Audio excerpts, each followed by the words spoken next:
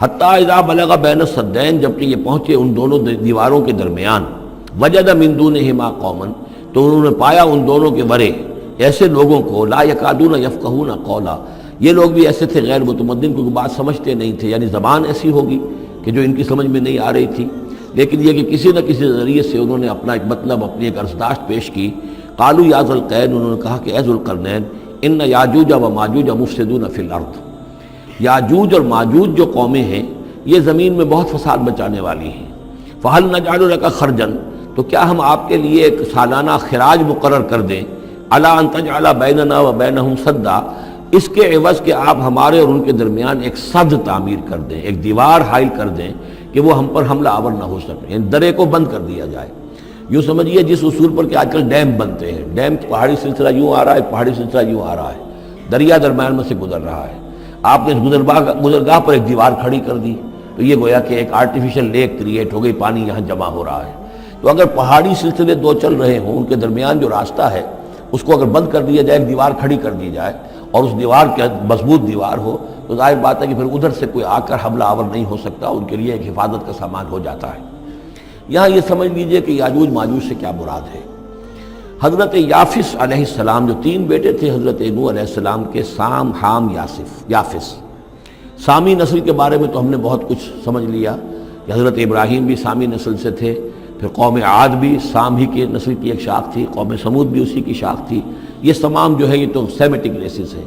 حضرت یافس کی اولاد نے یہ سینٹرل ایشین ماؤنٹینز کا جو سلسلہ ہے اس کو کراس کیا اور شمال میں چلے گئے، اور شمال میں جا کر دائیں بائیں پھیل گئے، پھر یہ میدان ہے، ٹنڈرے کے میدان اور فلانے میدان اور بڑے بڑے کھلے میدان ہیں، تو گویا کہ ایشیا کو درمیان میں جو سلسلہ کوہ تقسیم کر دیتا ہے، ایک شمالی حصہ ہے، ایک اس کے جنوبی حصہ ہے، یہ شمالی میں چلے گئے اور جا کر پھر پھیلنے میں وہ مشرق کی طرف آئے تو چین اور ہند چینی تک یہ ساری قومیں جو ہیں یہ یلو ریسز، یہ انہی کی نسل سے ہیں، اور مغرب میں چلے تو روس، اور روس سے ہو کر روس کے ساتھ ملتا ہوا علاقہ ہے اسکینڈینیوین کنٹریز کے ساتھ، پھر وہاں سے وہ اتر کے، اور یورپ کے بھی جو یہ مغربی ممالک ہیں، اینگلو سیکسنز جو ہیں، یہ بھی در حقیقت اسی سے اسکینڈینیوین کنٹریز سے اترے ہوئے لوگ ہیں۔ تو یوں سمجھ لیجئے کہ ویسٹرن یورپ اور ایسٹرن یورپ کا بھی خاص طور پر شمالی علاقہ، اور پورا یہ روس کا علاقہ، اور پورا صحرائے گوبی، اور پورا چین، اور وہاں تک جو ہے ہند چینی تک، یہ یافس کی نسل ہے۔ یافس کے جن بیٹوں کے نام تورات میں آئے ہیں، کئی نام ہیں، وہ کوئی ایک دو نہیں، ان میں گوگ اینڈ میگوگ بھی ہے، توبال بھی ہے، موسک بھی ہے، موسک ایک شخص کا نام ہے، اور ماسکو ہو سکتا ہے کہ اسی نے آباد کیا ہو اور وہیں سے وہ نام بنا ہو۔ توبال اور بالٹک سی جو ہے اس ایریا کے اندر جو ہے، بالٹک سٹیٹس، توبال ان کے ایک بیٹے کا نام تھا، یہ تورات کے اندر نام دیے گئے ہیں۔ گوگ اینڈ میگوگ، یاجوج ماجوج، یہ بھی انہی کے بیٹوں کے۔ یہ تمام اقوام جو ہے یہ وحشی ہیں، اور یہ تاخت و تاراج کرنا، لوٹ مار کرنا، یہ ان کا طریقہ ہے، اور ان کا ہے ذکر جو یہاں پر ہو رہا ہے۔ کہ یہ جو سیلاب آیا تھا، کولونیل سیلاب جو ہم پر آیا تھا، جس میں کہ یہ اینگلو سیکسنز تھے، یہ سب کے سب جو ہیں یہ اسی نارڈک ریسز سے ہیں، یہ بھی یاجوج اور ماجوج کی نسل ہیں۔ ایک سیلاب ان کا آ چکا ہے جو آیا تھا یورپ کے سے نکل کر، یہ کولونیل سیلاب آیا اور پوری دنیا کے اوپر چھا گیا تھا، ایشیا اور افریقہ کو انہوں نے فتح کیا، کولونائز کیا۔ اب اگرچہ ان کی وہ بساط ایک دفعہ تو لپیٹ دی گئی ہے، وہ واپس چلے گئے ہیں، انڈائریکٹلی ہم پر حکومت کر رہے ہیں، ابھی ان کے جو ملٹی نیشنلز ہیں ان کے ذریعے سے، یا بینکوں کے ذریعے سے، IMF کے ذریعے سے، ورلڈ بینک کے ذریعے سے انڈائریکٹ حکومت ہے جو نیو ورلڈ آرڈر ہے۔ لیکن یہ ہے کہ ابھی ایک اور جو سیلاب ان کا آنے والا ہے وہ آتا ہے احوال قیامت کے معاملات میں۔ آرمگڈون کے بعد جب حضرت مسیح علیہ السلام کا نزول ہو چکے گا اور یہودیوں کا خاتمہ ہو چکے گا، اور پھر یہ کہ تمام جو عیسائی ہیں وہ مسلمان ہو جائیں گے، عیسائیت ختم ہو جائے گی حضرت مسیح علیہ السلام کے آنے کے بعد، اور مسلمان اور عیسائی مل کر ایک ملت بن جائیں گے، سب مسلمان ہوں گے۔ اس کے بعد آخری سیلاب پھر آنا ہے جو اس کے خلاف وہ احادیث میں آتا ہے، پھر وہ یاجوج اور ماجوج کا ہوگا۔ اور میرے نزدیک یہ یاجوج اور ماجوج جو ہیں وہ ایسٹرن علاقے سے آئیں گے، چائنا وغیرہ سے، ہند چینی سے۔ آرمگڈون جو ابھی ہونی ہے فوری طور پر بڑی جنگ، اس میں یہ لوگ جو ہیں بیٹھے رہیں گے، یہ جنگ میں حصہ نہیں لیں گے۔ یہ مڈل ایسٹ میں جنگ ہوگی، یورپین پاور ساری ہوں گی، کرسچین پوری طاقتیں ہوں گی، اور ادھر جو ہے مسلمان ہوں گے، اور حضرت مہدی جو ظاہر ہوں گے، جو اللہ تعالیٰ ایک عنایت کرے گا مسلمانوں کو لیڈر عرب کے اندر، وہ پیدا ہوں گے، مجدد ہوں گے، اور ان کے ذریعے سے عرب کے اندر ایک اسلامی حکومت بھی قائم ہوگی۔ لیکن ان کے لیے مدد کے لیے خراسان کے علاقے سے فوجیں آئیں گی، مشرق سے آئیں گی، اور یہ علاقہ جو ہے وہ ہے جو ہمارے قریب ہے اور ہم بھی اسی علاقے میں ہیں. اللہ تعالی ہمیں توفیق دے کہ یہاں وہ ہم پہلے اس نظام میں خلافت قائم کریں تاکہ یہاں سے پھر فوجیں جائیں اور حضرت مسیح کے ساتھ ہو کر اور حضرت مہدی کے ساتھ ہو کر عیسائیوں اور یہودیوں کے ساتھ جنگ کریں اور بالآخر پھر یہ کہ پوری دنیا میں اسلام کا بول بالا ہوگا. لیکن جب یہ ہو چکے گا اس کے بعد ایک سیلاب پھر آئے گا یاجوج اور ماجوج کا. تو یہ چونکہ پوری ایک سلسلہ ہے، ایک نسلیں ہیں اس کے اندر بہت سی، تو ان میں چونکہ تفسیری اعتبار سے بہت سی باتیں جو ہے مختلف آراء بھی سامنے آئیں گی، تو میں نے جو رائے میری ہے وہ آپ کے سامنے بیان کر دی ہے. اس وقت بھی وہ یاجوج ماجوج تھے جو ان شمالی دروں سے آ کر حملے کرتے تھے. قالوا یا ذا القرنین ان یاجوج و ماجوج مفسدون فی الارض. وہ جو میں نے عرض کیا ہے کہ قیامت کے قریب بھی معاملہ ہوگا، یہ سورہ انبیاء کی آیات 97-98 ہے. حتی اذا فتحت یاجوج و ماجوج وهم من کل حدب ینسلون واقترب الوعد الحق فاذا هی شاخصۃ ابصار الذین کفروا. اب زیادہ دور نہیں، ہم سورہ انبیاء بھی قریب ہی آ رہی ہے، انشاءاللہ وہاں اس کو ہم پڑھیں گے. تو دو جگہ قرآن مجید میں یاجوج اور ماجوج کا ذکر ہے. ایک یہ جو قریب قیامت میں ان کا جو ظہور ہونے والا ہے، ایک اس وقت کا معاملہ یہ چھوٹا سا تھا کہ جو ذوالقرنین کے سامنے آیا ہے. تو کیا ہم آپ کے لیے ایک سالانہ خراج طے کر دیں تاکہ آپ ہمارے لیے یہاں ایک سد تعمیر کر دیں، ایک بند باندھ دیں یہاں پر. قال ما مکنی فیہ ربی خیر. اب دیکھیے ان کا کردار، ان کا مجھے جو کچھ میرے رب نے دے رکھا ہے، دولت دے رکھی ہے، مال دے رکھا ہے، وہ بہت بہتر ہے اس سے کہ جو تم مجھے پیش کر رہے ہیں. مجھے خراج کی ضرورت نہیں ہے. ہاں تمہاری ایک ضرورت ہے، میں وہ پوری کر دیتا ہوں. فاعینونی بقوت، مجھے مین پاور فراہم کرو، باقی ساری سامان جو ہے میں فراہم کر لوں گا، لیکن بہرحال اس کو بنانے کے لیے، دیوار بنانے کے لیے اور دونوں پہاڑوں کے درمیان اتنی بڑی جو سد تعمیر کرنے کے لیے جو مین پاور چاہیے، اعینونی بقوت، تو محنت کے ذریعے سے، مین پاور کے ذریعے سے میری مدد کرو. اجعل بینکم و بینہم ردما، میں ان کے اور تمہارے درمیان ایک موٹی دیوار بنا دوں گا. آتونی زبر الحدید، لاؤ میرے پاس تختے لوہے کے. حتی اذا ساوا بین الصدفین، یہاں تک کہ جب دونوں جو اونچانے تھیں اس کے درمیان کا پورا علاقہ پر ہو گیا، بھر گیا، وہ لوہے کے تختے جو ہیں اس کے اندر بھرے جا رہے ہیں. حتی اذا ساوا، برابر کر دیا دونوں پھانکوں تک پہاڑ کی. قال انفخوا، اب ان کا کہ آگ جلاؤ اس کے نیچے. وہ دہکا دی بھٹی جس سے کہ اب وہ لوہا گرم ہوا اور لوہے کی تختے ہیں وہ گرم ہو گئے. حتی اذا جعلہ نارا، جبکہ وہ سارے کے سارے لوہے کے جو تپ گئے خود اور سرخ ہو گئے. قال آتونی افرغ علیہ قطرہ، تو کہا لاؤ میرے پاس پگھلا ہوا تانبا کے موئے اس کے اوپر انڈھیل دوں. تو اس طریقے سے گرین فورس کنکریٹ سے بھی 10 گنا سمجھیے مضبوط شے انہوں نے بنا دی کہ اس میں لوہا اور پھر لوہا سیسا یا تانبا پلایا ہوا، تو اس طریقے سے ایک بڑی مضبوط دیوار قائم کر دی. اس دیوار کے جو آثار اب بھی موجود ہیں، دیوار تو موجود نہیں ہے، یہ داریال اور دربند کے درمیان یہ کشادہ راستہ ہے اب بھی. یہ ویسٹ کوسٹ جو ہے کیسپین کا، اس کے ساتھ اس کی لمبائی 50 میل اور اس کی اونچائی 29 فٹ اور 10 فٹ چوڑی یہ دیوار تھی جو اس وقت بنی ہے. یعنی جس طریقے سے کہ بنتے ہیں بڑے بڑے بند، ان سے بھی بڑی یہ تھی سد تعبیر کی گئی. السد العالی کہلاتا ہے اسوان ڈیم جو ہے، جو مصریوں نے بنایا تھا، بہت بڑا ڈیم، السد العالی، اونچی دیوار. تو ہمارے ہاں یہ تربیلا اور منگلا یہ سب کیا ہے، یہ اسی طرح کے ڈیم ہیں کہ پہاڑی سلسلے آ رہے ہیں، دریا جا رہا تھا، وہاں آپ نے دیوار کھڑی کر دی، پانی رک گیا اور وہ جھیل بن گئی. فمستطاعوا ان یظہروہ، تو انہوں نے کہا کہ اب یہ لوگ نہ تو یہ اس کے اوپر سے آ سکیں گے، اس کو نہ چڑھ سکیں گے، وما استطاعوا لہ نقبا، نہ اس میں کوئی سوراخ لگا سکیں گے، نقب لگا سکیں گے. قال ھذا رحمۃ من ربی، یہ سب اتنا بڑا کارنامہ کر کے بھی انہوں نے کہا یہ سب رحمت ہے میرے رب کی طرف سے، میرا کوئی کمال نہیں، یہ سب اللہ کی طرف سے ہے. فَإِذَا جَاءَ وَعْدُ رَبِّي، اور جب میرے رب کا وعدہ آئے گا، جَعَلَهُ دَكَّا، وہ اس پوری دیوار کو جو ہے ریزہ ریزہ کر دے گا، ختم ہو جائے گی دیوار. اب وہ دیوار وہاں موجود نہیں ہے، وہ ختم ہو چکی ہے امتداد زمانہ سے، اب اس کے کوئی آثار باقی نہیں رہے. بس آثار معلوم ہو جاتے ہیں کہ یہاں وہ دیوار ہوتی تھی جس سے یہ میں نے ڈائمنشنز آپ کو دیے ہیں. وَكَانَ وَعْدُ رَبِّي حَقًّا، اور میرے رب کا وعدہ جو ہے وہ حق ہے، سچ ہے، پورا ہو کر رہے گا. وَتَرَكْنَا بَعْضَهُمْ يَوْمَئِذٍ يَمُوجُ فِي بَعْضٍ، اب جب یہ وقت آئے گا اللہ تعالیٰ کا قیامت کا وقت، تو ہم چھوڑ دیں گے اس روز ان کو، یہ ایک دوسرے میں گتھم گتھا ہو جائیں گے.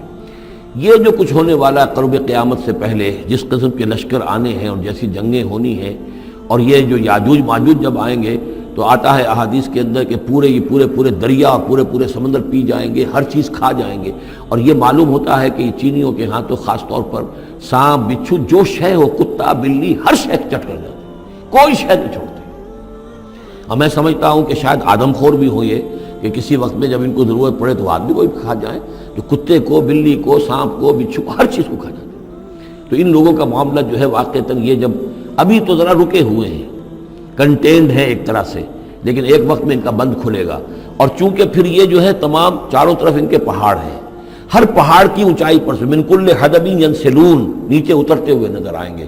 اور یہ نقشہ بعین ہی اسی طرح اخبارات میں آیا تھا جب 62 میں وار ہوئی ہے نیفا میں، جو ہندوستان کا مشرقی جو علاقہ تھا جہاں کہ چین اور بھارت کی جنگ ہوئی ہے، تو اس کے الفاظ جو اخبارات میں آئے تھے، waves after waves of Chinese soldiers were coming down the slopes, لہروں کی طرح، موجوں کی طرح چلے آئے۔ ان کے تو اتنے آدمی ہیں، ان کا تو کہنا یہ ہے کہ تم سب کے سب ہلاک ہو جاؤ گے، ہمیں تم ہلاک نہیں کر سکتے، ہم تو چیونٹیوں کی طرح جو ہے بلوں کے اندر گھس جائیں گے، ایٹمک وارفیئر کے بعد تمہارا تہس نہس ہو جائے گا، ہمارا کچھ نہیں بگڑے گا، ہم پھر نکلیں گے اور پوری دنیا کو فتح کریں گے، وہ یہ کہتے ہیں۔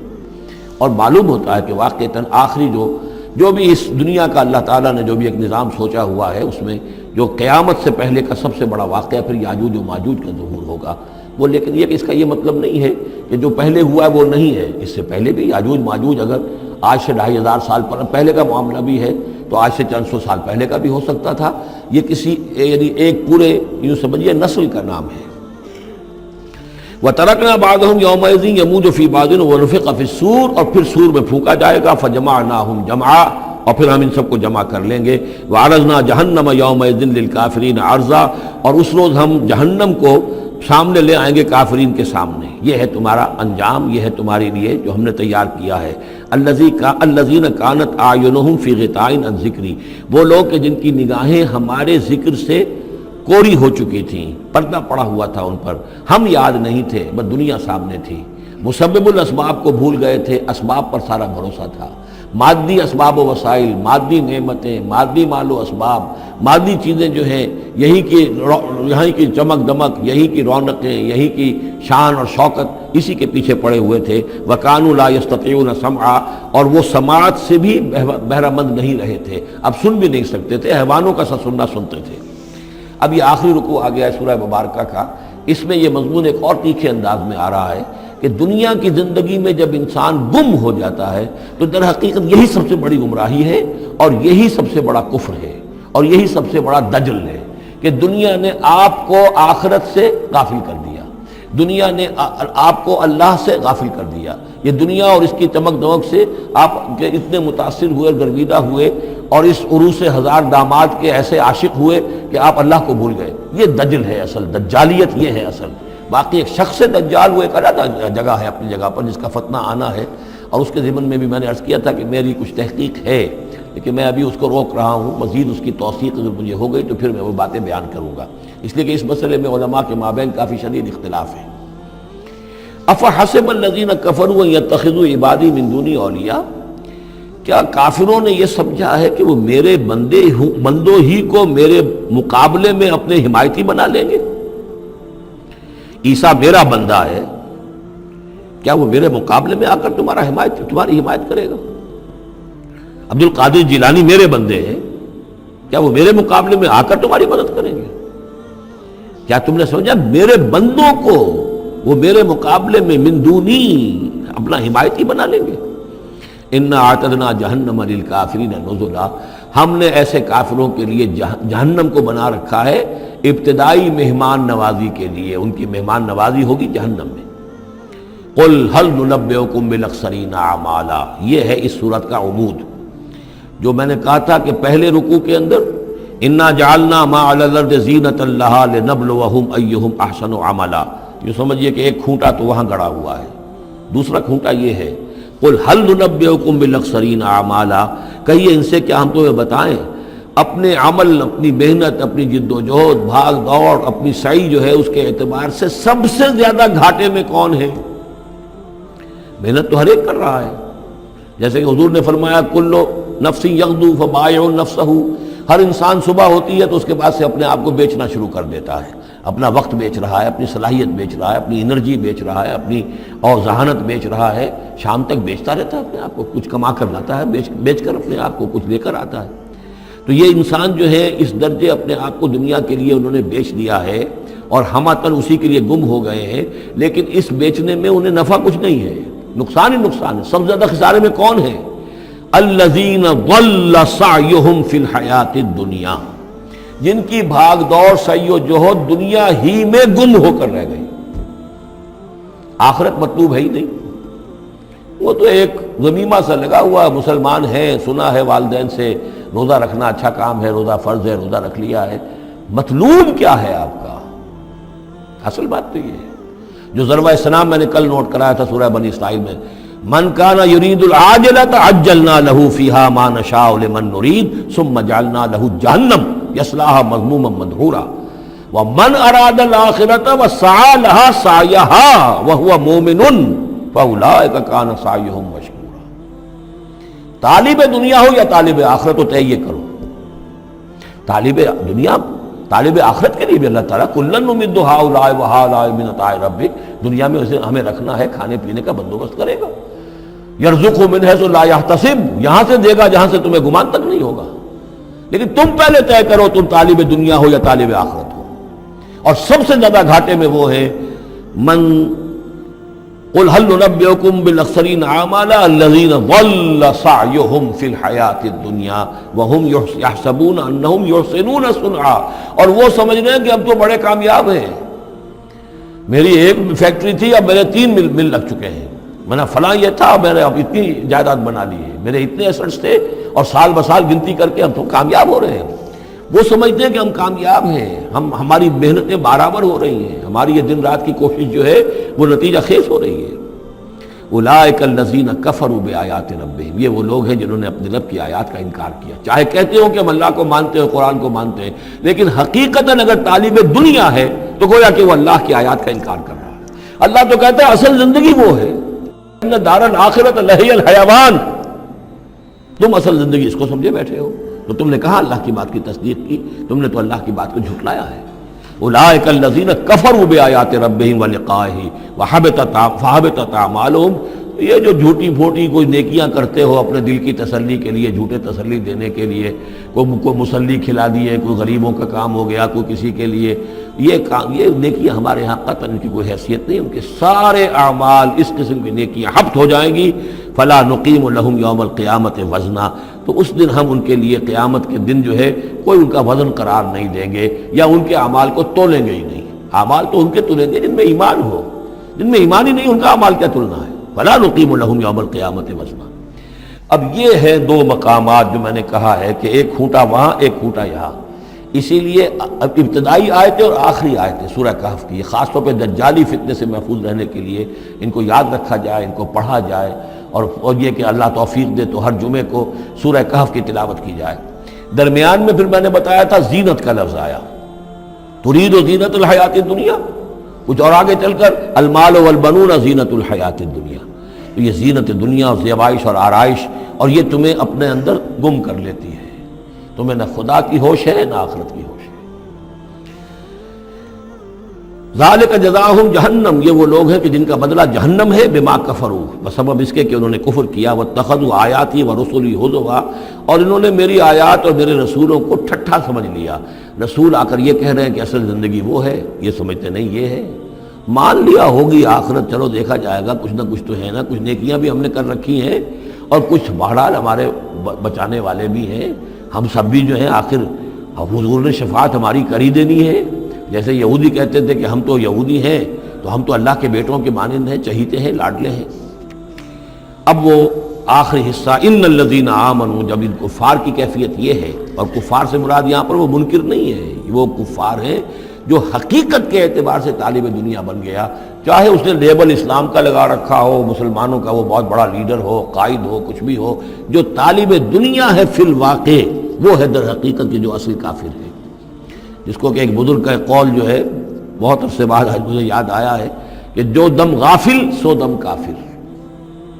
اسی طرح جو شخص طالب دنیا ہے حقیقت میں وہ کافر ہے، قانوناً وہ مسلمان ہوگا، مسلمان ہو، مسلمانوں کا لیڈر ہو، وہ پیر ہو، وہ کوئی بڑا عالم ہو، کچھ بھی ہو، لیکن طالب دنیا، اصل طالب دنیا کا ہے یا آخرت کا، یہ طے کرنے والی بات ہے۔ ان الذین آمنوا وعملوا الصالحات کانت لہم جنات الفردوس نزلا، بھئی اس کے برعکس وہ لوگ جو ایمان لائے اور جنہوں نے نیک عمل کیے، ایمان کے سارے تقاضوں کو بھرپور طور پہ ادا کیا، یہ وہ لوگ ہوں گے جن کے لیے ٹھنڈی چھاؤں والے باغات ہوں گے، ان کے وہاں پر مہمان نوازی نزل ہوگی، نزل ابتدائی، بڑی اونچی جو ہے اس کائنات کے اندر گیلیکسیز ہیں، کہاں کہاں پہ جنتیں ملے گی، اہل جنت کو اس کا آپ تصور بھی نہیں کر سکتے۔ اس میں تو یہاں تک آتا ہے کہ ایک اوپر کے درجے والے کو نیچے درجے والا جنتی ایسے دیکھے گا جیسے تم زمین پر بیٹھ کے ستاروں کو دیکھتے ہو۔ یہ پوری کائنات آخر کس لیے بنائی ہوئی اللہ نے؟ کتنے اور سیارے ہیں اور کتنی اور جگہ ہوں گی، کہاں کہاں اللہ تعالیٰ جو ہے جنتیں دے گا، لیکن پہلی نزول جو ہے یہی ہونا ہے، اسی زمین پر، قصہ زمین برسر زمین۔ خالدین فیہا، اس میں وہ ہمیشہ ہمیشہ رہیں گے، لا یبغون عنہا حولا، اور ان کے لیے اور پھر وہ نہیں چاہیں گے کہ اس سے ان کو کہیں اور بھیج دیا جائے، یعنی یہ کہ جنت ایسی جگہ نہیں ہے جہاں جی اکتا جائے۔ آپ دنیا میں تو اچھی سے اچھی جگہ کا تصور کریں، مستقل رہنا پڑے گا طبیعت اکتا جائے گی۔ کشمیر میں جو رہتے ہیں ان سے پوچھئے کہ کیا وہاں خوبصورتی انہیں تو نظر نہیں آتی، سوئٹزرلینڈ والوں سے پوچھئے کہ یہاں کے بہت خوبصورتی ہے، انہیں تو کہیں نظر نہیں آتی، ان کے لیے تو مصیبت ہی مصیبت ہے، ہر وقت برف کے طوفان ہیں اور یہ ہے اور وہ ہے۔ لیکن یہ کہ ہمارے لیے تصور اور ہے۔ بدترین جگہ بھی دنیا کے اندر جو ہے وہ ایسی ہے کہ جہاں تھوڑی دیر کے لیے آدمی جائے گا تو وہاں اسے کچھ چینج کی وجہ سے کچھ ریکریشن ہو جائے گی، لیکن زیادہ دیر ٹھہرنا پڑے گا تو مصیبت ہو جائے گی۔ اور بہترین جگہ بھی وہ ہے کہ جہاں مستقل رہنا پڑا تو پھر یہ کہ وہ اس کے لیے بور ہو جائے گا وہ، لیکن جنت ایسی جگہ ہے کہ وہاں سے پھر آدمی کہیں ٹلنا نہیں چاہے گا۔ دو آخری وہ آیات، اب یہ پھر توحید کے دو بہت بڑے خزانے۔ قل لو کان البحر مدادا لکلمات ربی لنفد البحر قبل ان تنفد کلمات ربی ولو جئنا بمثلہ مددا۔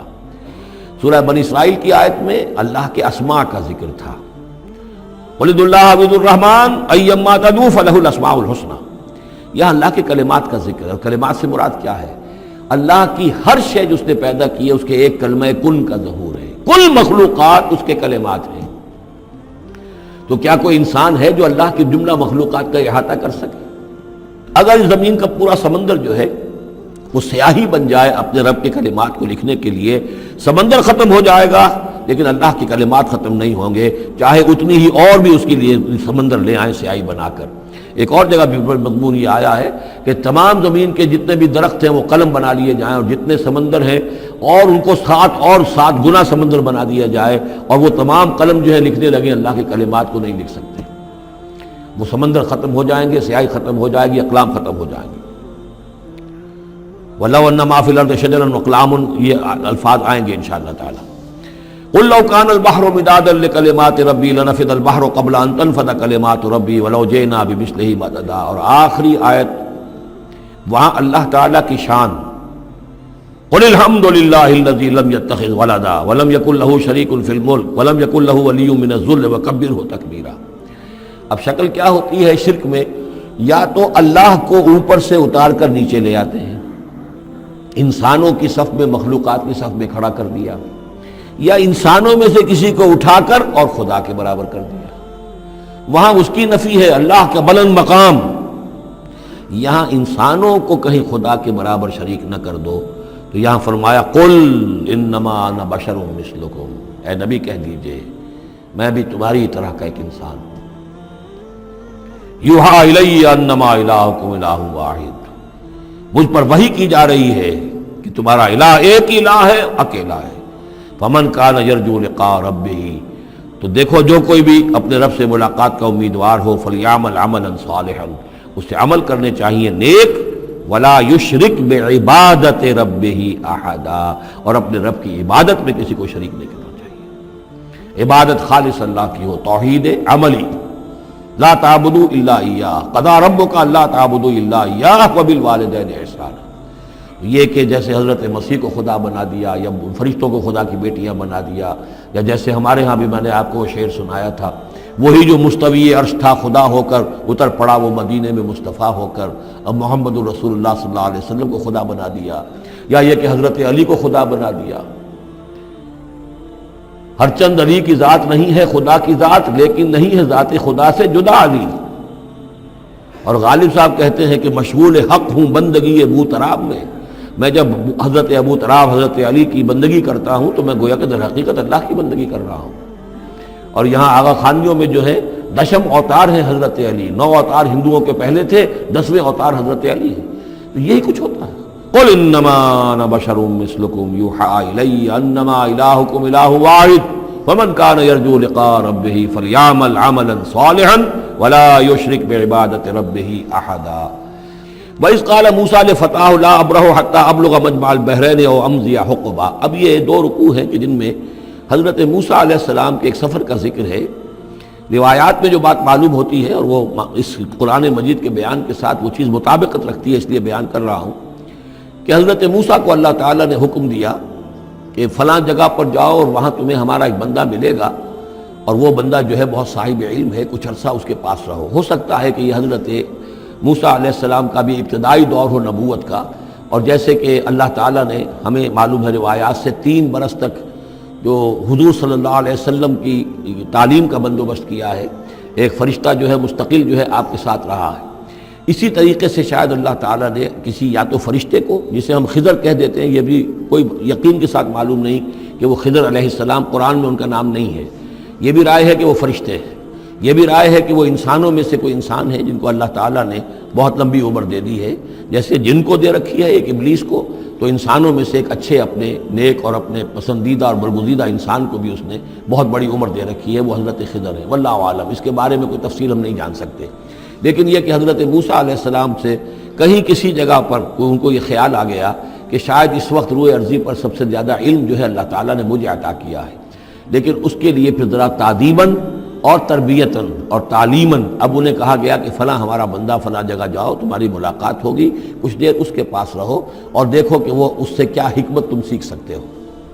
اب اس کے لیے حضرت موسیٰ نکلے ہیں اپنے نوجوان ساتھی خادم کے ساتھ، یوشع ابن نون ان کو ساتھ لے کر.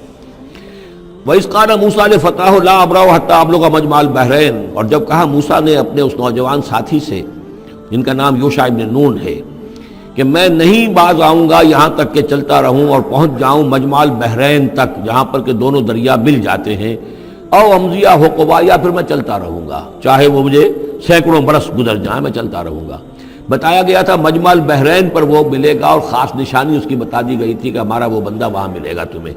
اب مجمع البحرین پر بھی اختلاف ہے. ایک کا تو خیال یہ ہے، وہ جو نقشہ میں نے آپ کو دکھایا تھا، کہ یہ جو ریڈ سی ہے، اس کی جو 2 کھاڑیاں ہو جاتی ہیں، تو ان کا جو مقام اتصال ہے گویا کہ وہاں بھیجا گیا کہ یہاں پر. لیکن صحیح رائے زیادہ جو ہے وہ یہ ہے کہ یہ جو دریائے نیل آتا ہے مصر میں، تو یہ سوڈان سے آتا ہے، تو 2 دریا مل کر یہ دریا بنتے ہیں، النیل الازرق اور النیل الابیض. ایک سفید رنگ کا پانی ہے اور ایک میں نیلے رنگ کا پانی ہے. یہ نقشہ ہمیں بھی اٹک پر نظر آتا ہے. دریائے سندھ جو تربیلا سے نکل کر پانی آتا ہے وہ نیلے رنگ کا ہے، اور جو دریائے کابل کا پانی آ رہا ہوتا ہے مغرب سے، تو اس کا وہ پانی گدلا ہے. اور کافی دور تک پھر ہمیں نظر آتا ہے کہ یہ دریائے کابل کا پانی چل رہا ہے گدلے رنگ کا، اور یہ صاف صاف پانی جو ہے دریائے سندھ کا چل رہا ہے. تو اسی طرح کا معاملہ وہاں پر ہے. نیل جو ہے نیلا نیل اور سفید نیل، النیل الازرق اور النیل الابیض، وہاں پر پہنچے ہیں. کہیں یہ یوں سمجھیے خرطوم کے آس پاس.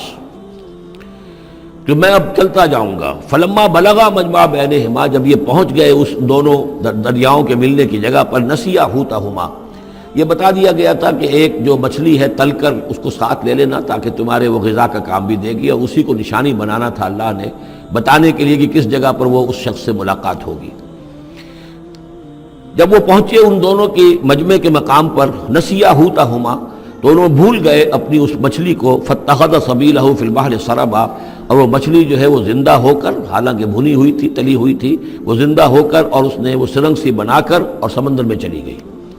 فلما جاوزا، اب یہ نقشہ جو ہے یہ ان کے جو ساتھی تھے یوشع ابن نون، انہوں نے دیکھا ہے اپنی نگاہ سے کہ یہ معاملہ ہوا ہے، لیکن یہ کہ اس کا تذکرہ کرنا حضرت موسیٰ علیہ السلام سے بھول گئے. فلما جاوزا، جب وہ وہاں سے آگے نکل گئے، قال لفتاه آتنا غداءنا، انہوں نے اپنے اس نوجوان ساتھی سے کہا، خادم سے، کہ بھائی ہمارا وہ کھانا لے آؤ، ناشتہ لے آؤ. لقد لقینا من سفرنا ھذا نصبا، اب ہمیں اس سفر سے کوئی تکان طاری ہو گئی ہے، ایگزاسشن ہو رہی ہے. اور یہاں یہ نقطہ بیان کیا ہے مفسرین نے کہ چونکہ اس اصل مقام سے آگے نکل آئے تھے اس لیے اب تکان ہوئی ہے، ورنہ جو مقام تک پہنچنا تھا وہاں تک انہیں تکان کا کوئی احساس نہیں ہوا. قال ارأيت إذ أوينا إلى الصخرة، اس نوجوان نے یہ کہا خادم نے کہ آپ دیکھیے جب ہم اس چٹان کے پاس تھوڑی دیر کے لیے رکے تھے سستانے کے لیے، فَإِنِّي نَسِيتُ الْحُوتَ، تو میں اس مچھلی پر نگاہ رکھنا بھول گیا، اس کی حفاظت کرنا بھول گیا۔ وَمَا أَنسَانِيهُ إِلَّا الشَّيْطَانُ أَنْ أَذْكُرَهُ، اور شیطان نے مجھے بلائے رکھا کہ میں آپ سے ذکر بھی نہیں کر سکا۔ وَاتَّخَذَ سَبِيلَهُ فِي الْبَحْرِ، وہ تو زندہ ہو کر اور اس نے اپنا راستہ بنایا اور سمندر میں اتر گئی یا دریا میں اتر گئی۔ عجبا، بہت عجیب یہ واقعہ تھا جو پیش آیا تھا۔ قال ذالک ما کنا نبغی، اب حضرت موسیٰ نے کہا اسی کے تو ہم تلاش میں تھے، یہی تو نشانی بتائی گئی تھی کہ یہاں پر، اب چلو واپس وہیں۔ فارتدا علی آثارہما قصصا، تو وہ اب لوٹے اپنے نقوش پا کو دیکھتے ہوئے، چونکہ وہیں پہنچنا ہے اب جہاں پر کہ وہ مچھلی جو ہے وہ زندہ ہو کر اور دریا میں اتر گئی تھی۔ فوجد عبدا من عبادنا، اب جو وہاں پہنچے تو پایا ہمارے بندوں میں سے ایک خاص بندے کو، آتیناہ رحمتا من عندنا، ہم نے اسے رحمت عطا کی تھی خاص اپنے پاس سے، وعلمناہ من لدنا علما، اور اسے علم سکھایا تھا خاص اپنے پاس سے۔ یہ علم لدنی ایک اصطلاح ہے جو یہیں سے لفظ اخذ کیا گیا ہے۔ ایک علم وہ ہے جو ہم سیکھتے ہیں، جو بھی پڑھتے ہیں سیکھتے ہیں، تفسیر پڑھی ہے، عربی پڑھی ہے، نحو پڑھی ہے، فقہ پڑھی ہے، یہ علم حاصل ہو رہا ہے، یا جیوگرافی پڑھی ہے، تاریخ پڑھی ہے۔ ایک وہ علم ہے جو اللہ کسی کے دل میں ڈال دیتا ہے بغیر کسی مادی طور پر دنیاوی اعتبار سے کسی تحصیل علم کی مشقت سے گزرے ہوئے، اس کو علم لدنی کہتے ہیں۔ لدن کہتے ہیں نزدیک، لدن اللہ، لدنی ہم نے اپنے پاس سے، اپنے خاص خزانہ فضل سے، خاص خزانہ فیض سے اسے علم عطا کیا تھا۔ ہم نے اسے رحمت بھی دی تھی، آتیناہ رحمۃ من عندنا وعلمناہ من لدنا علما۔ قال لہ موسیٰ، ان سے کہا موسیٰ نے، حل اتبعک، اگر آپ اجازت دیں تو میں کچھ عرصہ آپ کے ساتھ رہوں، علی ان تعلمنی مما علمت رشدا، لیکن اس لیے اس شرط کے ساتھ کہ آپ مجھے بھی سکھائیں کچھ جو آپ کو علم دیا گیا ہے، اور جو بڑی سعادت مجھے اللہ نے بتایا ہے کہ آپ کو اللہ نے بڑا عقل، بڑی سمجھ بوجھ اور بڑی حکمت عطا کی ہے۔ قال انک لن تستطیع معی صبرا، انہوں نے کہا کہ دیکھو تم میرے ساتھ رہ کر صبر نہیں کر سکو گے۔ وَكَيْفَ تَصْبِرُ عَلَىٰ مَا لَمْ تُحِطْ بِهِ خُبْرًا، اور کیسے صبر کرو گے اس چیز پر کہ جس کا کہ علم تمہارے پاس نہیں ہے، جس کا تم نے احاطہ نہیں کیا ہے، تمہیں تو بات بڑی غلط لگے گی، عجیب سی لگے گی۔ قَالَ سَتَجِدُنِي إِن شَاءَ اللَّهُ صَابِرًا، حضرت موسیٰ نے کہا کہ نہیں، انشاءاللہ آپ مجھے صابر پائیں گے، میں صبر کروں گا، وَلَا أَعْصِي لَكَ أَمْرًا، اور میں آپ کی کسی حکم کی خلاف ورزی نہیں کروں گا۔ اب دیکھیے یہاں انشاءاللہ صبر کے ساتھ تو آ گیا، ولا عاصی لک امرا، آپ کے حکم کی خلاف ورزی نہیں کروں گا، یہاں انشاءاللہ نہیں آیا ہے، اور اسی میں خلاف ورزی ہو گئی، یعنی یہ کہ انہوں نے جو حکم دیا تھا پھر اس کی وہ پابندی نہیں کر پائے۔ ولا تقولن لشیء انی فاعل ذلک غدا، اس کے ساتھ اس کو جوڑ لیجئے جو ہم پڑھا ہے اسی صورت میں، حضور سے کہا گیا تھا کبھی نہ یہ کہیے گا، یہاں بھی کہتے ہیں انشاءاللہ میں کوشش کروں گا، انشاءاللہ اللہ تعالیٰ کے فضل و کرم سے میں آپ کے حکم کی خلاف ورزی نہیں کروں گا۔ قال فإن اتبعتنی، اب یہ حکم ہے ان کا، انہوں نے کہا کہ اگر تم میرے ساتھ چلنا چاہتے ہو، رہنا چاہتے ہو، فلا تسألنی عن شیء، تو کسی چیز کے بارے میں مجھ سے خود مت پوچھنا، حتی احدث لک منہ ذکرا، یہاں تک کہ میں خود اس کے بارے میں کوئی تذکرہ کروں، بس دیکھتے جاؤ جو بھی میرے ساتھ ہو رہا ہے، دیکھتے رہو، آبزرو کرو، چپ رہو، خاموش رہو، میں جب مناسب سمجھوں گا جو اصل حکمت ہے ان چیزوں کی کہ جو تمہارے مشاہدے میں آئیں گی وہ میں تمہیں بتا دوں گا، لیکن تم مجھ سے سوال نہیں کرو گے۔ فانطلقا، اب وہ دونوں چلے، گویا کہ حضرت موسیٰ نے وہ بات مان لی۔ حتی اذا رکبا فی السفینۃ، یہاں تک کہ جب وہ دونوں سوار ہوئے کشتی میں، خرقہا، اب ان صاحب نے، یہ جو صاحب موسیٰ انہیں کہیں یا حضرت خضر کہیں، انہوں نے کشتی کا ایک تختہ اکھاڑ دیا۔ قال خرقتہا لتغرق اہلہا، اب حضرت موسیٰ علیہ السلام کہاں خاموش رہنے والے تھے، اتنا غلط کام کر رہے ہو، تم ساری کشتی کو ڈبونا چاہتے ہو، کیا تم نے توڑ ڈالا ہے، پھاڑ دیا ہے اس کشتی کو تاکہ غرق کر دو اس کے اندر جو سوار ہیں ان سب کو؟ لقد جئت شیئا امرا، یہ تو آپ نے ایک بہت غلط کام کیا، بہت بھاری ایک جرم ہے جو آپ سے سرزد ہوا ہے۔ قال الم اقل انک لن تستطیع معی صبرا، انہوں نے کہا کیا میں نے نہیں کہا تھا کہ تم میرے ساتھ صبر نہیں کر سکو گے؟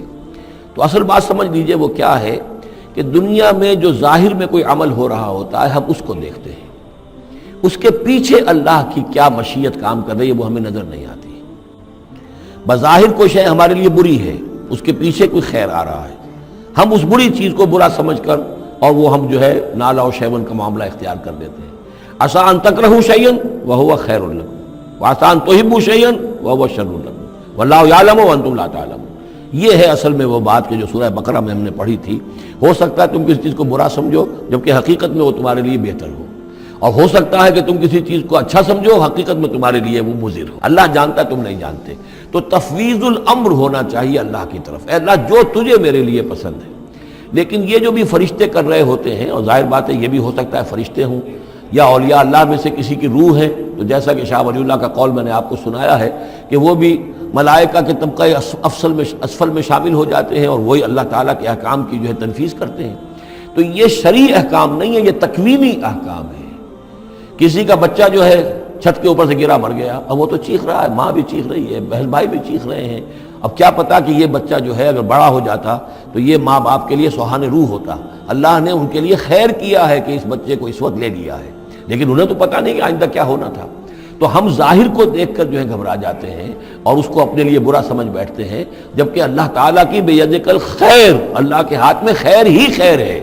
لیکن ہماری شارٹ سائٹڈنس ہے کہ جس کی وجہ سے ہم چیزوں کو کسی اور رنگ میں لے رہے ہیں. اس کے لیے یہ 3 واقعات ہیں کہ جو دکھائے گئے. قال لا تؤاخذنی بما نسیت ولا ترهقنی من امری عسرا. تو انہوں نے کہا، حضرت موسیٰ نے عرض کیا لا تؤاخذنی بما نسیت، مجھ سے مواخذہ نہ کیجئے اس پر کہ میں بھول گیا کہ میں نے آپ سے وعدہ کیا تھا کہ میں آپ سے کوئی سوال نہیں کروں گا. ولا ترهقنی من امری عسرا، اور نہ دباؤ ڈالیے مجھ پر میرے معاملے میں کچھ زیادہ سختی نہ کیجئے. ایسا نہ ہو کہ ایک ہی دفعہ کی میری غلطی کے اوپر کہتے ہیں جاؤ اب یہاں سے، بلکہ ذرا یہ نرمی کیجئے. فانطلقا، پھر چلے دونوں، حتی اذا لقیا غلاما قتلہ.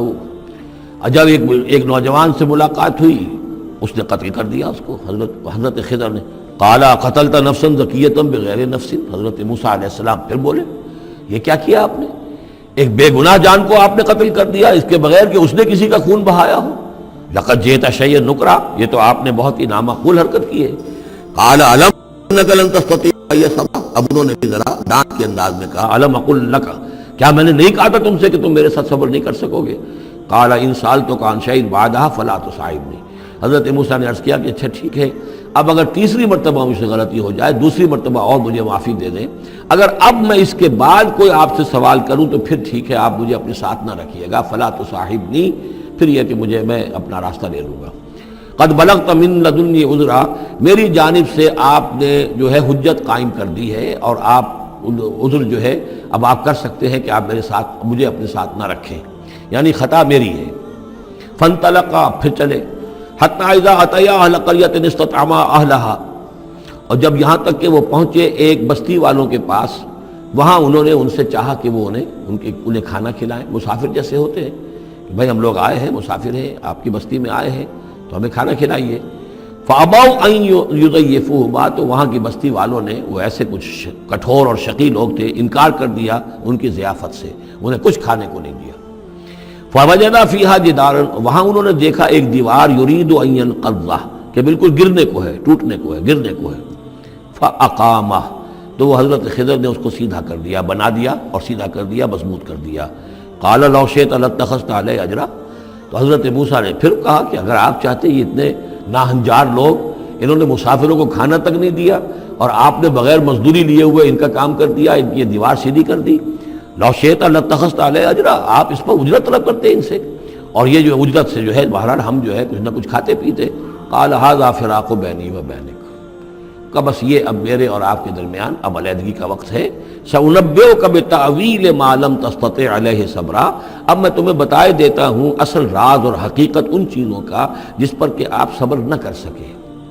اما السفینہ، جہاں تک اس کشتی کا معاملہ ہے، فکانت لمساکین یعملون فی البحر، تو یہ ان مزدوروں کی ملکیت تھی کہ جو دریا میں محنت کرتے ہیں. جیسے کشتی ہے، ادھر سے ادھر اتار دیا، 2 پیسے لے لیے، ایک پیسہ لے لیا، یہ مزدوری کر رہے ہیں. ان کے لیے گویا کہ کمائی کا اور ان کی معاش کا یہی ذریعہ ہے.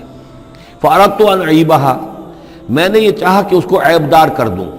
وکان وراءہم ملک یاخذ کل سفینۃ غصبا، جبکہ آگے جو ہے ایک بادشاہ تھا، حاکم تھا، جو ہر کشتی کو کہ جو ثابت و سالم ہے اسے وہ غصب کر رہا ہے، اس کو جو ہے کنفسکیٹ کر رہا ہے. جیسے آج کل بھی ہوتا ہے ہمارے ہاں، وہ ویگنز جو ہیں وہ پولیس والے روک لیتے ہیں، تو اسی طریقے سے وہ جو ہے قبضہ کر رہا ہے ان پر.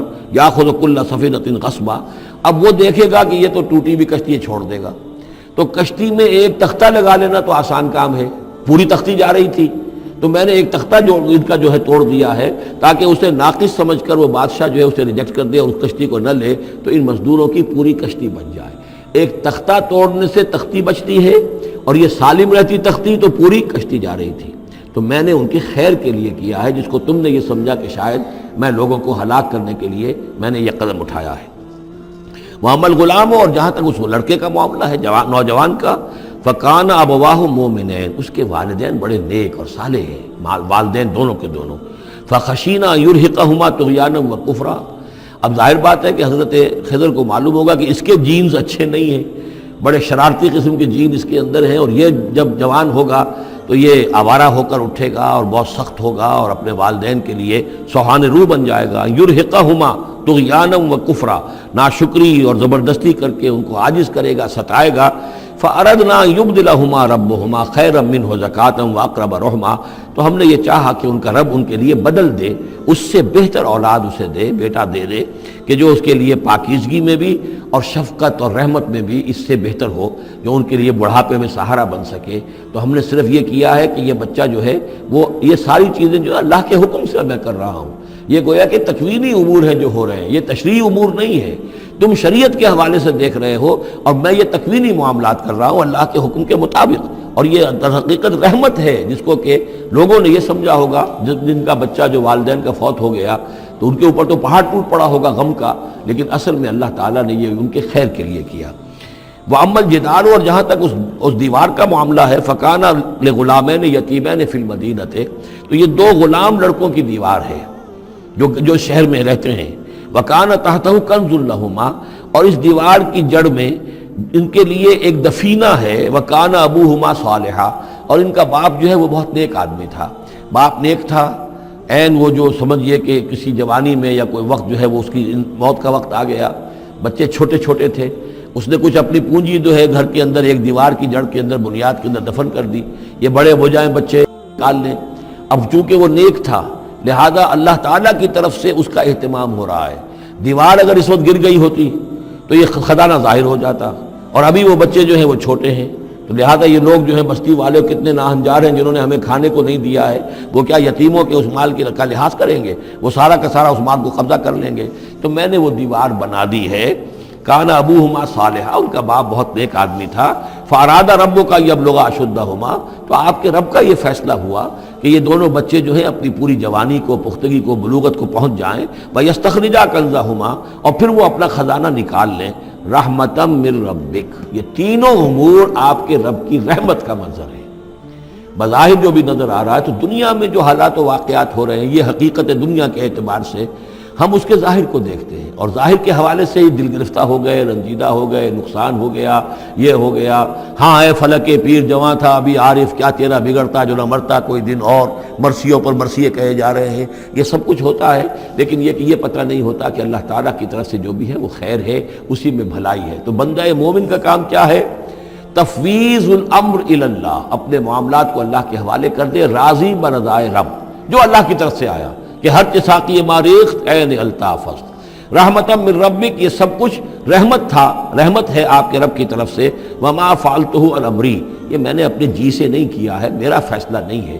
یعنی یہ جو بھی تھے، چاہے فرشتے تھے اور چاہے کوئی نیک انسان ہے جنہیں اللہ نے بہت لمبی زندگی دے دی ہے، چاہے یہ کوئی روح ہے کہ جو انسانی شکل میں پھر آ گئی ہے، کہ جو اللہ تعالیٰ نے کسی ولی اللہ کی روح کو جو ہے وہ طویل زندگی دے رکھی ہے، کوئی بھی ہے، اس سے کوئی فرق واقع نہیں ہوتا، لیکن یہ کہ وہ در حقیقت کارکنان قضاء و قدر کی فوج میں ریکروٹ ہو گئے، وہ جو فیصلے کر رہے ہیں، جس کی تنفیذ کر رہے ہیں، اس کا شریعت سے تعلق نہیں ہے، وہ تکوینی امور ہے اللہ تعالیٰ کے۔ ذالک تعویل ما لم تستطع علیہ صبرا، یہ ہے تعویل، یہ ہے اصل حقیقت، یہ ہے اصل راز ان چیزوں کا جس پر کہ اے موسیٰ تم صبر نہ کر پائے۔ وَيَسْأَلُونَكَ عَنْ ذِي الْقَرْنَيْنِ قُلْ سَأَتْلُو عَلَيْكُمْ مِنْهُ ذِكْرًا، صدق اللہ العظیم۔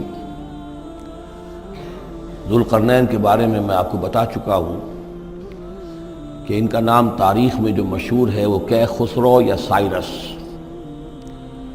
اور انہی سے اصل میں ایران کی عظمت کے دور کا آغاز ہوا تھا۔ چنانچہ تقریباً میں سمجھتا ہوں کہ شاید 25-30 سال پہلے کی بات ہے، جب شہنشاہ ایران، اس وقت جب کہ ان کی بادشاہت جو ہے وہ بڑے عروج پر تھی، انہوں نے 2500 سالہ برسی منائی تھی انہی کے خسرو کی، سائرس کی۔ ان کی قبر جو ہے مقبرہ وہ دریافت ہو گیا تھا، اور وہاں پر ان کا ایک مجسمہ بھی دریافت ہوا تھا کھدائی پر۔ اس مجسمے میں وہ 2 لگے ہوئے تھے، سینگ بھی۔ اس موضوع پر سب سے پہلے مولانا ابوالکلام آزاد مرحوم نے، جو اپنی ترجمان القرآن کے نام سے انہوں نے مختصر ترجمہ اور تفسیر لکھی ہے، اس میں بڑے تفصیلی نوٹس لکھے ہیں۔ سب سے پہلے اہل علم کے حلقے میں ان کے بارے میں جو معلومات ہیں وہ ان کے ذریعے سے آئی ہیں۔ اب یہ تقریباً یونیورسلی ایکسیپٹڈ ہے۔ پھر سوال پیدا ہوتا ہے کہ ان سے کیا دلچسپی یہود کو تھی، تو وہ بھی سمجھ لیجئے کہ نبوکدنضر نے 587 قبل مسیح میں حملہ کیا تھا فلسطین پر، اور نبوکدنضر عراق کا بادشاہ تھا۔ تو اس مڈل ایسٹ کو ذہن میں رکھیے کہ میڈیٹرینین کے بالکل ساتھ ہے ملک شام، اور شام ہی کا ایک علاقہ فلسطین ہے۔ اس وقت جو ہے یہ فلسطین اور اسرائیل اور شرق اردن اور ویسٹ بینک اور لبنان، یہ سب مل کر جو ملک بنتے ہیں، در حقیقت یہ شام عرب ہے، یہ شام ہے۔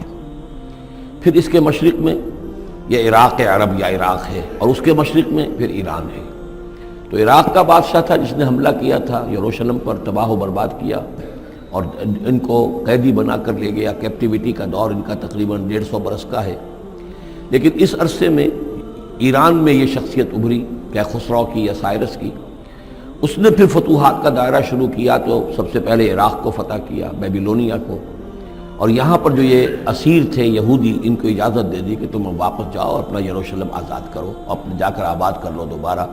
تو گویا کہ یہ محسن ہیں ان کے، ذوالقرنین جو ہے ان کے محسن ہیں، جن کی وجہ سے، کہ جن کے ذریعے سے اللہ تعالیٰ نے انہیں بیبیلونیا یعنی عراق کی کیپٹیویٹی، جو ان کی اسارت کا دور تھا، اس کو ختم کیا، آزادی ملی، اور پھر یہ واپس آئے۔ حضرت عزیر علیہ السلام کے ساتھ قافلہ آیا ہے، اور وہ تقریباً پھر انہوں نے آ کر یہاں عصر نو اس شہر کو بھی آباد کیا، اور ہیکل جو ہے حضرت سلیمان علیہ السلام کا بنایا ہوا جو وہ عبادت خانہ تھا، اس کو دوبارہ تعمیر کیا۔ اس اعتبار سے ذوالقرنین جو ہے وہ ان کی تاریخ میں ایک معروف شخصیت ہے۔ تاریخ سے معلوم ہوتا ہے کہ انہوں نے پھر ایران کی پہلی حکومت کو کنسولیڈیٹ کر کے پارس اور مادہ کو ملا کر ایک سلطنت ایران بنائی۔ پھر ان کی فتوحات کے 3 دائرے ہیں۔ مغرب کی طرف میڈیٹرینین تک پورا علاقہ فتح کر لیا۔ مشرق میں پھر یہ ہمارا جو مکران تک کا علاقہ ہے، یہ سارا کا سارا علاقہ ایران کے ساتھ ہی ملتا ہوا ہے، بلوچستان، مکران، یہ پورا علاقہ انہیں فتح کیا۔ ایک مہم ان کی شمال کی طرف گئی، بحیرہ کیسپین جو ہے، اور ادھر سے جو وہ بلیک سی ہے، بحیرہ اسود، ان دونوں کے درمیان جو پہاڑی سلسلے ہیں، یہ شمال کی طرف جو ہے تیسری مہم گئی۔ جیسے کہ حضرت عمر رضی اللہ تعالیٰ عنہ کے عہد میں بھی 3 لشکر نکلے تھے مسلمانوں کے جزیرہ نما عرب سے۔ ایک لشکر شام سے ہوتا ہوا پھر مصر کی طرف گیا ہے، ایک لشکر عراق سے ہوتا ہوا ایران کی طرف گیا ہے، اور ایک لشکر سیدھا شمال کی طرف گیا ہے، اور کوہ کاف تک جو ہے، جس کو کوکیشیا کہتے ہیں، وہاں تک کی فتوحات حاصل کی مسلمانوں نے۔ تو تقریباً یہی سمجھیے کہ ایک بلو پرنٹ تھا، جو کہ یعنی ہمارے اس دور خلافت راشدہ سے جو سمجھیے کہ لگ بھگ کوئی 2000 سال قبل جو ہے یہ واقعہ پیش آیا ہے، یا بلکہ اس سے کم، کوئی 1500 سال قبل یہ واقعہ پیش آیا ہے۔ اور یہ ذوالقرنین جو ہیں یہ یہاں پر ایک بڑی عظیم سلطنت کے بانی بنے، لیکن نیک آدمی تھے۔ اور معلوم یہ ہوتا ہے کہ یہ اصل میں جو کہانیاں ہیں، یہ ان کے داستانیں ہیں کہ ان کو قتل کیا جانا تھا۔ یہ کہیں شہزادے تھے کسی چھوٹی سی مملکت کے، اور وہاں سے ان کو کسی نے بچایا کسی طریقے سے، اور پھر یہ صحرا میں رہے روپوش، اور وہاں کسی نبی کی تعلیم سے ان کو آشنائی ہوئی ہے۔ ہو سکتا ہے کوئی اسرائیلی نبی ہی کی تعلیم ہو، یہ بھی ہو سکتا ہے کہ زرتشت جو ہیں وہ بھی کوئی اللہ کے نبی ہوں اور ان کی تعلیم ان تک پہنچی ہو، لیکن خود ان کا کردار جو قرآن پیش کر رہا ہے وہ بہت ایک نیک، مومن، صالح، ایک بندہ مومن، اس کا کردار ہے۔ یہ کردار جو ہے کسی بھی درجے میں 1% بھی جو ہے وہ کسی اور دوسرے فاتح پر یا کسی اور حکمران کے اوپر، جنہیں بھی ہم جانتے ہیں تاریخی اعتبار سے، ان پر منطبق نہیں ہوتا۔ یہ انہی کی شخصیت ہے۔ وَيَسْأَلُونَكَ عَنِ ذِي الْقَرْنَيْنِ، اور اے نبی آپ سے پوچھ رہے ہیں ذوالقرنین کے بارے میں، قُلْ سَأَتْلُو عَلَيْكُم مِّنْهُ ذِكْرًا، ان سے کہیے میں ان قریب تمہیں اس کے بارے میں کچھ حالات بتاتا ہوں۔ اِنَّا مَكَّنَّا لَهُ فِي الْأَرْضِ، ہم نے اسے زمین میں بڑا تمکن عطا کیا تھا، غلبہ عطا کیا تھا۔ وَآتَيْنَاهُ مِن كُلِّ شَيْءٍ سَبَبًا، اور ہم نے اسے ہر طرح کا ساز و سامان، وسائل و ذرائع، تمام اسباب جو ہیں فراہم کر دیے تھے۔ فَأَتْبَعَ سَبَبًا، تو انہوں نے پھر ایک مہم تیار کی، یعنی ایک فتوحات کا دائرہ مغرب کی طرف، حتی اذا بلغ مغرب الشمس، یہاں تک کہ جب وہ سورج کے غروب ہونے کی جگہ تک پہنچ گئے۔ اب یہ پرانے زمانے میں ظاہر بات ہے کہ پورا اس سے زیادہ نقشہ تو لوگوں کو معلوم بھی نہیں تھا۔ جب میڈیٹرینین کے ساحل پر پہنچ گئے تو معلوم ہوا آگے تو سمندر ہے، اور سمندر میں پھر آدمی کو محسوس ہوتا ہے سورج ڈوبتا ہوا۔ اگر آپ ساحل سمندر پر کھڑے ہو کر دیکھیں تو معلوم ہوتا ہے سمندر میں سورج ڈوب رہا ہے۔ تو یہ گویا کہ مغرب الشمس بن گیا ان کے لیے، وہ یہ سورج کے ڈوبنے کی جگہ۔ حتیٰ اذا بلغ مغرب الشمس، جب وہ پہنچ گئے سورج کے غروب ہونے کی جگہ، وجدہا تغرب فی عین حمیۃ، تو انہوں نے دیکھا اسے ڈوبتے ہوئے، وہ ڈوب رہا ہے ایک بڑے گدلے سے سمندر کے اندر۔ وہ جو وہاں کا سمندر ہے بڑا گدلا سا ہے، یہ ایجین سی وغیرہ جو کہلاتے ہیں، یہ بہت گدلے سے پانی کے ہیں۔ ووجد عندہا قوما، اور وہاں انہوں نے ایک قوم کو پایا مراد یہ کہ اس قوم پر انہیں فتح ہوئی، جنگ ہوئی، انہوں نے ان کو شکست دی، اور وہ قوم گویا کہ اب ان کے رحم و کرم پر ان کی گویا کہ وہ محکوم ہو گئی۔ قلنا یا ذوالقرنین، ہم نے کہا ذوالقرنین سے، اب یا تو یہ کہ یہ شاید نبی ہوں، واللہ عالم، تو اللہ تعالیٰ کا اس طریقے سے براہ راست ان کو وحی کرنا، لیکن غیر نبی کو بھی اللہ تعالیٰ الہام کے ذریعے سے، جیسا کہ ہم نے دیکھا کہ وہ تو شہد کی مکھی کو بھی لفظ وحی آیا ہے، تو یہاں آیا ہم نے کہا اے قرنین، اور یہ بھی ہو سکتا ہے یہ صورتحال کی تعبیر ہو کہ گویا کہ وہ حالات زبان حال سے یہ کہہ رہے تھے۔ قلنا یا ذوالقرنین اما ان تعذب و اما ان تتخذ فیہم حسنا، کہ یا اے ذوالقرنین تمہیں اب پورا اختیار ہے، چاہو تو یہ جو مفتوح قوم ہے تمہاری اسے تم سزا دو، عذاب دو، ستاؤ انہیں، یا یہ کہ تم ان کے اندر اچھی روش اختیار کرو، ان کے ساتھ حسن سلوک کرو۔ قال، انہوں نے کہا اما من ظلم، جو کوئی ظالم ہے، بے انصاف ہے، ہو سکتا ہے اس سے مراد کفر اور شرک بھی ہو، فسوف نعذبہ ثم یرد الی ربہ فیعذبہ عذابا نکرا، تو اسے تو ہم عذاب دیں گے، سزا دیں گے، اور پھر وہ لوٹایا جائے گا اپنے رب کی طرف، پھر اس کا رب اس کو عذاب دے گا جو اصل عذاب ہے، برا عذاب، سخت عذاب۔ وَأَمَّا مَنْ آمَنَ وَعَمِلَ صَالِحًا، اور جو لوگ ایمان لائیں گے اور یقین کریں گے حقائق پر، اللہ کو مانیں گے، وَعَمِلَ صَالِحًا، اور نیک عمل کریں گے، فَلَهُ جَزَاءً الْحُسْنَى، تو اس کو ہم اچھا بدلہ بھی دیں گے، وَسَنَقُولُ لَهُ مِنْ أَمْرِنَا يُسْرًا، اور اس سے ہم اپنے معاملے میں بھی نرم بات کریں گے، یعنی یہ کہ ان سے ٹیکس اگر لینے ہیں تو نرمی کے ساتھ لیں گے، جو مفتوحہ ممالک کے ساتھ معاملہ ہوتا ہے تو ہم ان کے ساتھ نرمی کا سلوک کریں گے جو ایمان لے آئیں گے۔